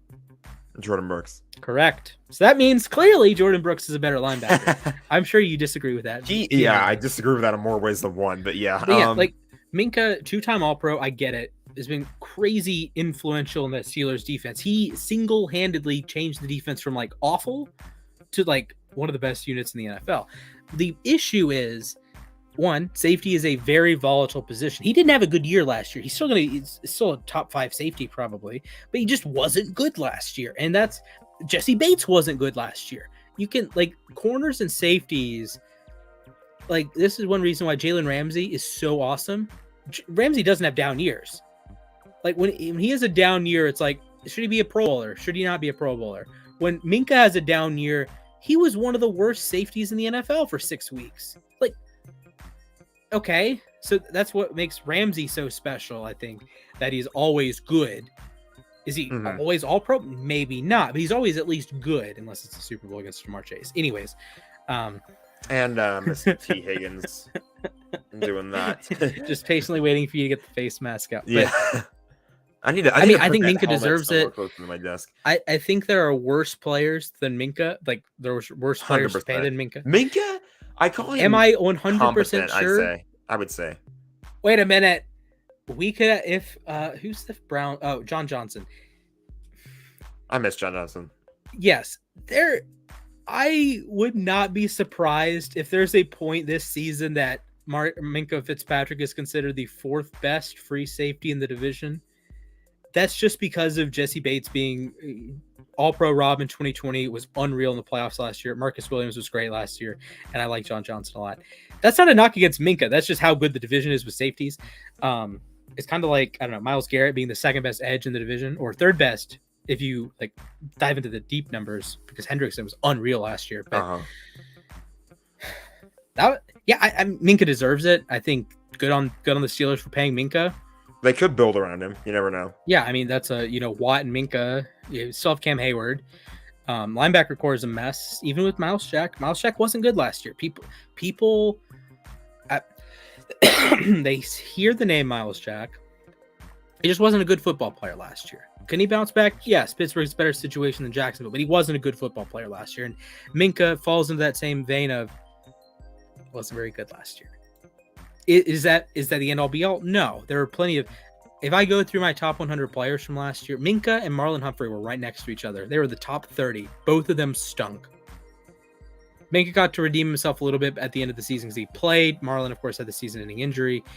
But that's not like Minkah doesn't like. He's not doesn't suck. Marlon doesn't suck. They just had down years. It had a tough position to be good every year. This is what makes, say, Aaron Donald so special, Jalen Ramsey so special, Wagner, Levante David, Luke Kuechly. Defense is hard. It's very difficult. It's pretty You're easy. making me feel bad for slandering what's his name, David Long, all year last year. Yeah, defense is hard. It's the easiest thing might be to have like one random good game or one random good season. If I had $1 for every like rando linebacker, rando safety that had like one awesome year and they never showed up again, I could make 10 YouTube videos and wouldn't even get a third of them. But when you ascend to that all-time great level, like a Donald, like a Ramsey, and you're just good every single season, there's that kind of changes the mental arithmetic on the rest of the league, because you bash Minkah for having a bad season. Okay, he was awesome the last 2 years. He's probably going to be good this year. Marlon Humphrey, same thing. He was awesome in 19, good in 20. Not great this year. He had the weird game against Chase, which I still maintain is more an issue of tackling than coverage. But still, like, you have ebbs and flows. Jair Alexander played one game last year. He stunk. He lost. Jair Alexander may have been the most hurtful player in that game. And that's saying a lot, considering the Packers had one of the worst special team performances I've ever seen. It was so weird how Jair just kind of vanished off the map last year. Like, I remember 2020. He did get hurt, yeah, but like I remember 2020, there was just like so many comparisons between him and Ramsey, and then like, are you ready for the AJ Terrell, Jalen Ramsey comparison? Oh no, are we really doing that? Are we really doing that? AJ Terrell is cornerback 2, ladies and gentlemen. I'm not afraid to say he is so like sticky in coverage, and this is a Trayvon Diggs thing. That Diggs is not sticky in coverage, but he has unreal ball skills. Terrell doesn't have the best ball skills; they're fine. But he's so sticky in coverage. And I was listening to the Brett Coleman and EJ Snyder, I think that's his name, the Bootleg Football show last night. And they're talking about, hey, Eric Stokes is going to have a breakout season. I'm thinking, okay, let me do the step back. Let me rewatch the Georgia film. And it's like, he doesn't have great ball skills here. Or last year with the Packers, he didn't have great ball skills, but he's always there. He's at the catch point. And this is what Ramsey does very well. And Ramsey, of course, is uber physical. Terrell is always at the catch point. And even you go back to the national championship game, Jamar Chase murdered, raped, pillaged, and like sacked the man's life, AJ Terrell. But Terrell was like crazy good that game anyways. It's just Burrow to Chase is built different. Like Terrell had an awesome game and he got burned for like 300 yards and 6 touchdowns. It just happens when you're playing against a future number 1 pick running back or a number 1 pick quarterback and a number 5 pick receiver. So I don't know. Terrell is unreal. He's not quite as physically imposing as Ramsey. Ramsey just has the force multiplier physicality. Jalen Ramsey, the way he just manhandles guys like DK Metcalf and Mike Evans, even like it's ridiculous. Yes. Like both of those are Didn't two guys. Run him for a touchdown though. He did, but that was like 1 touchdown. So I mean, look, 1 touchdown is more than 0.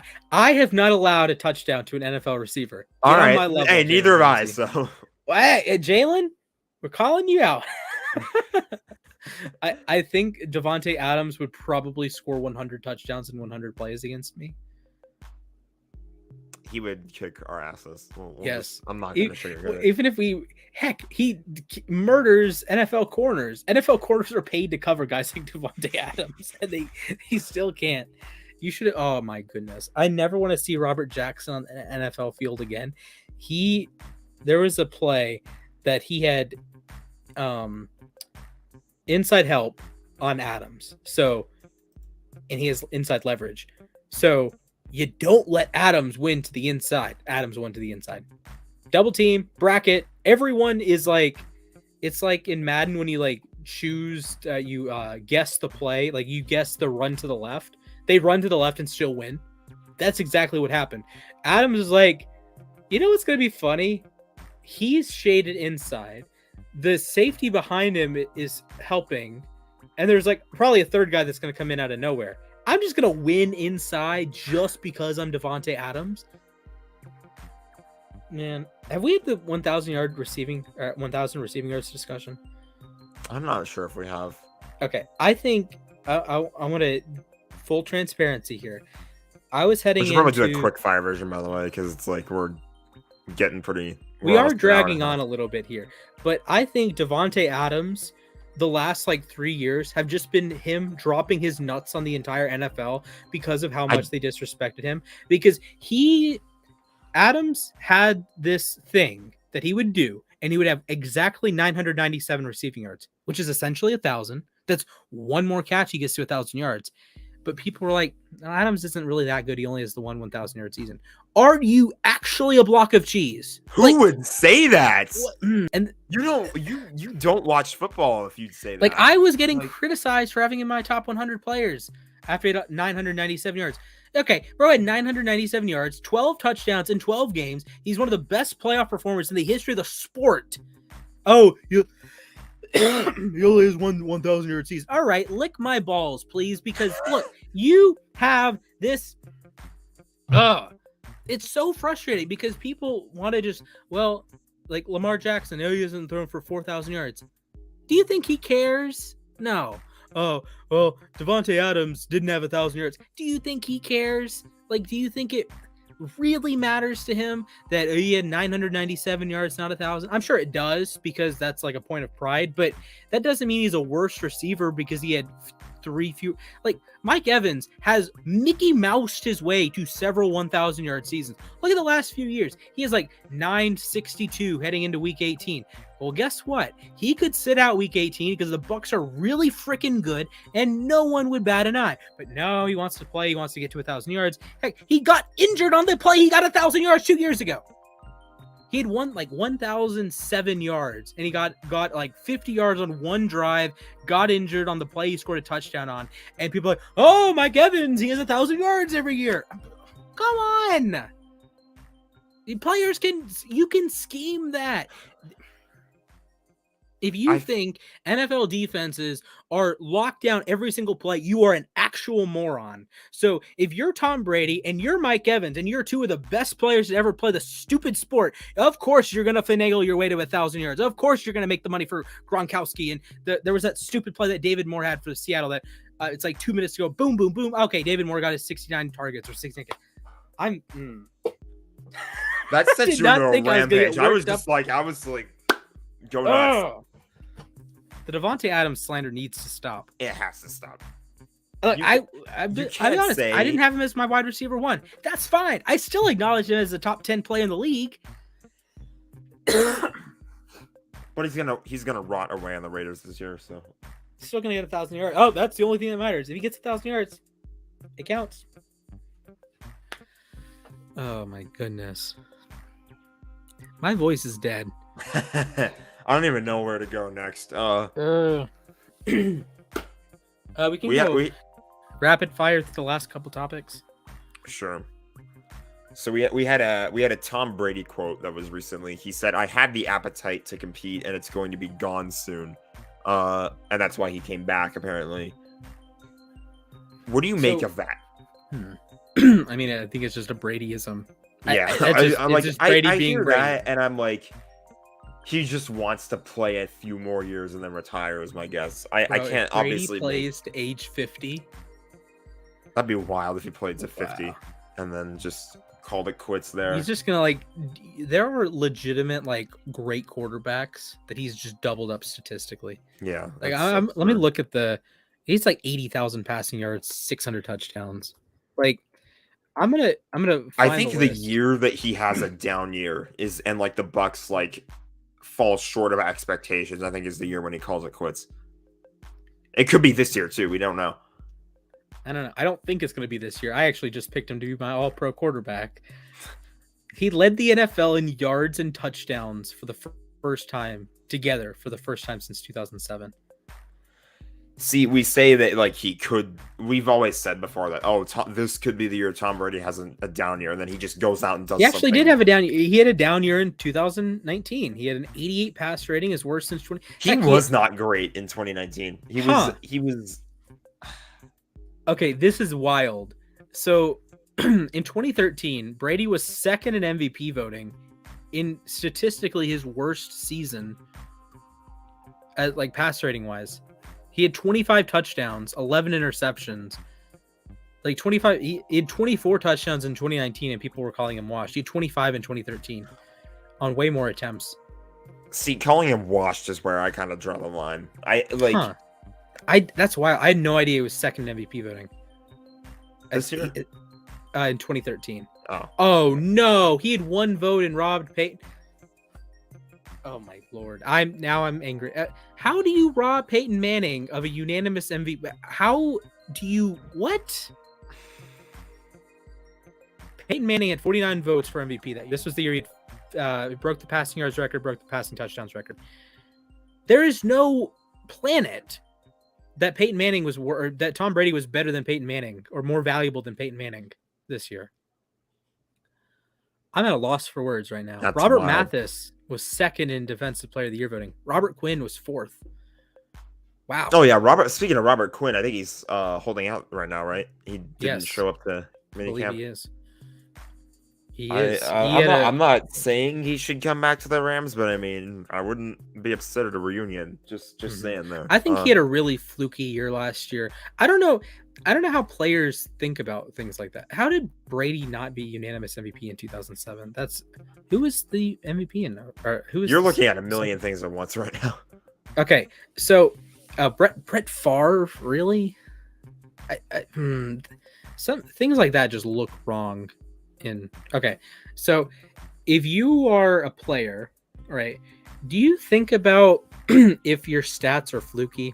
I wonder if this is like an actual thing. Like if you're Robert Quinn and someone said, hey, are you a little concerned that you had like your sack to pressure ratio was like really high, like almost I think if high? I'm playing in the NFL, or do you just say F you and move on with your life? Because I think would that's say a logical. F you and move on. I feel like logically, if I was a player in like a pro league in any sport, really, I wouldn't really focus too much on the stats. Like obviously they like matter in a sense, but it's like you just want to do better every single game.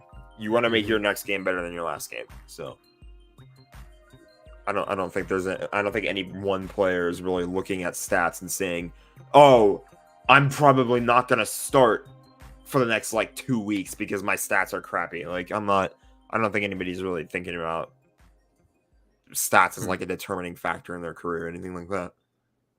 I don't know. I think some players might care about it more than others. Also, Matthew Stafford is going to be 11th in passing yards very soon. Not bad. Yeah. Okay. So Tom Brady, this is unreal. Tom Brady has 84,000 passing yards. 84,000. That is more than Joe Montana and Johnny Unitas combined. That's two Hall of Fame quarterbacks, two potential Mount Rushmore quarterbacks. Tom Brady doubles them. Jim Kelly, 35,000 passing yards. Brady, 2.5 times as many. Steve Young, 33,000. Troy Aikman, 32,000. Kurt Warner, 32,000.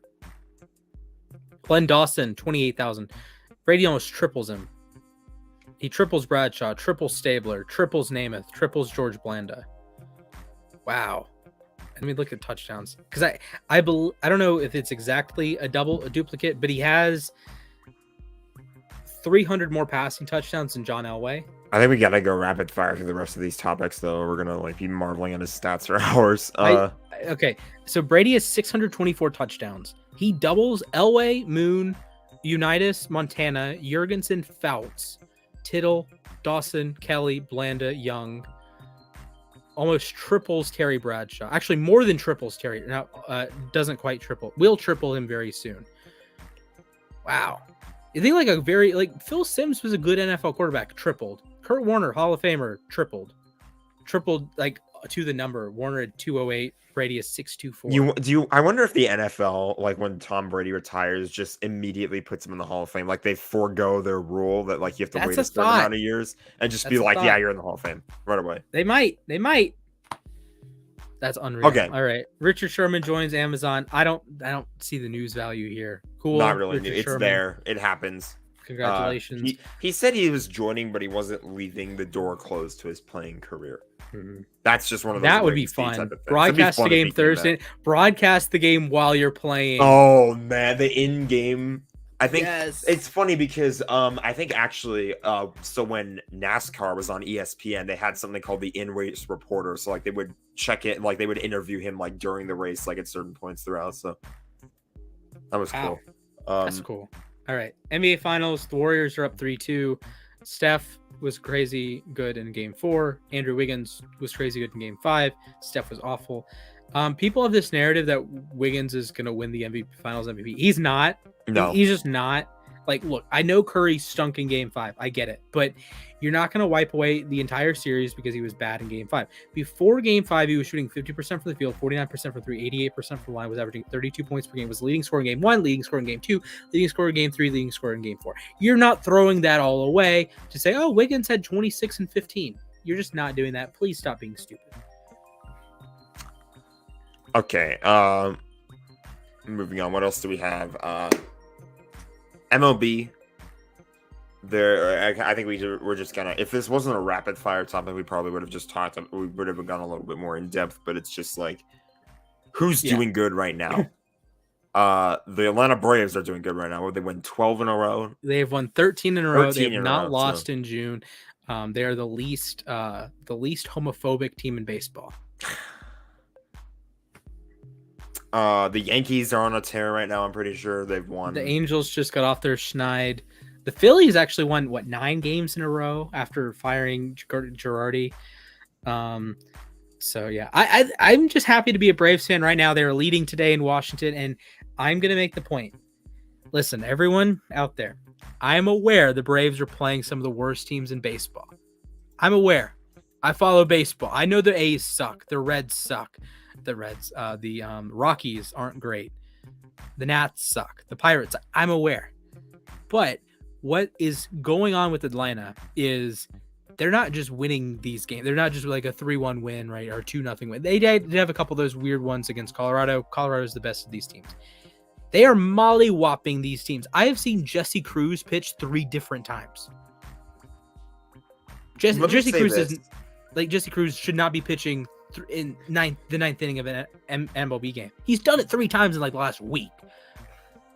Let me say Jackson this. Stevens had a 3-inning save last night. I have always told people when it comes to sports, the dominant teams are the ones that crush the games that they're supposed to crush. Like, yes, and you could apply this to football, honestly, too. Like, there were some games last year where, like when the Rams play the Texans, they should take them behind the woodshed, and they did. Yeah, when they play the Giants, they should take them behind the woodshed, and they did.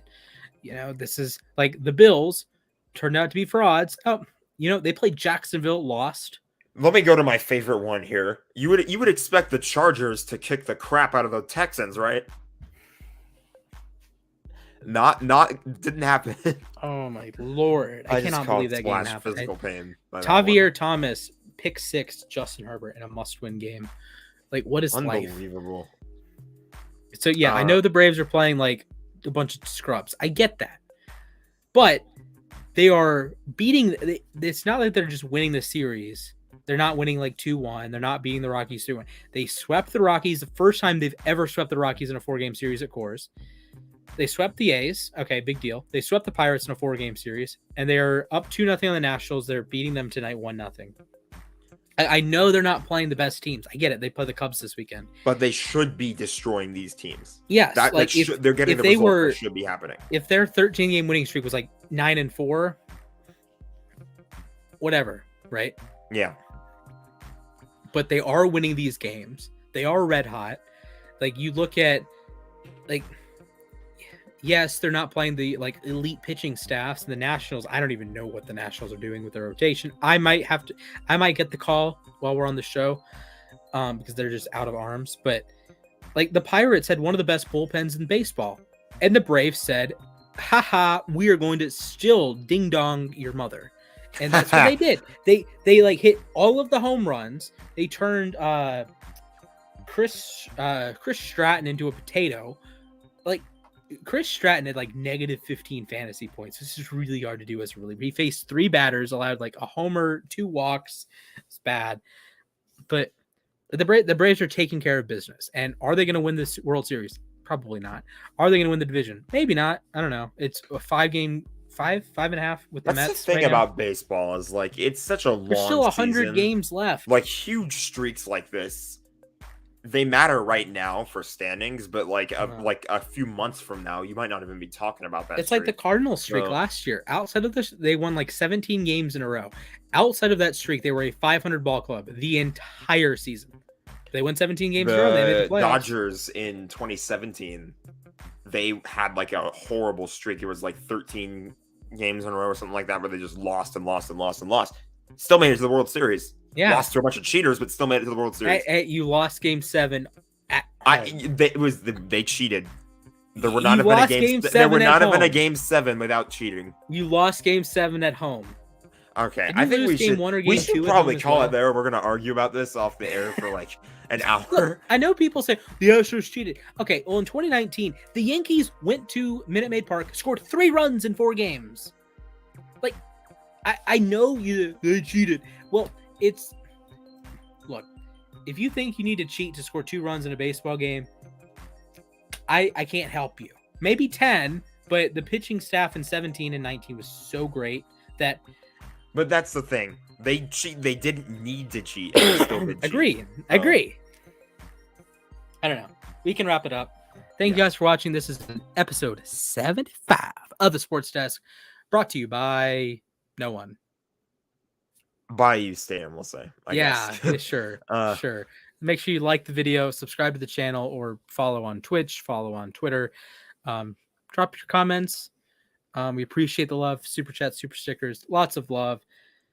Peace out. Seriously though, like real talk, we did not think. I'm pretty sure neither of us thought we would be doing this 75 weeks in a row. It's kind of wild that we made it this far. I don't think I had any expectations, honestly. No, I had none. But we're still going. It's just okay. If you're still watching in December, we could make it to 100. So we'll find out very shortly. I'm gonna go watch Game 1 of the Stanley Cup Final. I'm gonna go get something to eat. Watch the Braves game. All right. Ladies and gentlemen, remember, Aaron Donald trains with knives. Super Bowl champion Aaron Donald trains with knives. We'll see you next week.